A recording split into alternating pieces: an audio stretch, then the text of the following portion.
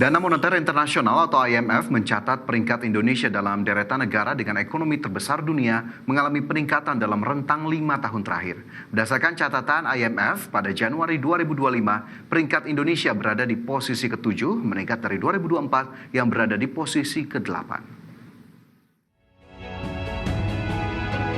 Indonesia menorehkan sejarah untuk pertama kali duduk di peringkat ke-7 negara dengan perekonomian terbesar di dunia pada tahun 2024. Dana Moneter Internasional atau IMF mencatat peringkat Indonesia dalam 10 deretan negara dengan ekonomi terbesar dunia mengalami peningkatan dalam rentang 5 tahun terakhir. Peringkat tersebut berdasarkan produk domestik bruto yang disesuaikan dengan paritas daya beli. Dalam kurun 5 tahun terakhir atau sejak 2019 hingga 2025 ini, Indonesia mampu menyalip Brazil dan Prancis yang saat ini peringkatnya menurun. Berdasarkan catatan IMF pada Januari 2025, peringkat Indonesia berada di posisi ke-7 meningkat dari 2024 yang berada di posisi ke-8. Posisi Indonesia berada di bawah China yang menempati peringkat pertama, disusul Amerika Serikat, India, Rusia, Jepang, dan Jerman yang berada di peringkat ke-6. Meski perekonomian Indonesia tercatat mengalami peningkatan dalam 5 tahun terakhir, jutaan penduduk Indonesia masih berada di jurang kemiskinan.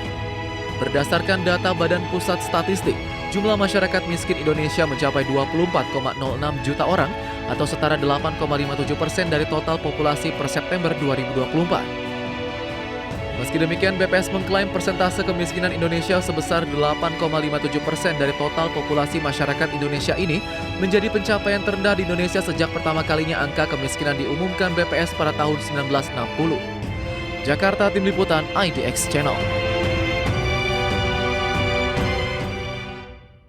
Ya, itu dia ya, menjadi capaian yang positif kalau misalnya Indonesia dikatakan menjadi ranking ke-7 ekonominya di dunia, tapi yang perlu disoroti juga adalah ranking ke-7 ini kalau dilihat secara persentase pertumbuhannya kalau dibandingkan tahun sebelumnya, apakah lebih besar atau tidak begitu ya. Jangan sampai kemudian pencapaian positif ini justru bukan didasari oleh daya saing internal yang meningkat, tapi justru memang karena perekonomian global ataupun negara-negara lain banyak yang mengalami kontraksi. Dan lagi-lagi terkait dengan ranking global dari ekonomi ini juga perlu dipastikan begitu, apakah investasinya saja ataupun perkembangan negaranya saja yang bertumbuh ataukah kemudian juga diimbangi dengan daya beli dan ketimpangan ataupun kesenjangan ekonomi di dalam negeri gitu ya. Ya, tentu itu menjadi sejumlah catatan yang tetap harus terus diperhatikan oleh Indonesia begitu ya dalam hal reformasi, sehingga kita harapkan ya peringkat dari ekonomi terbesarnya bisa naik dari waktu ke waktu.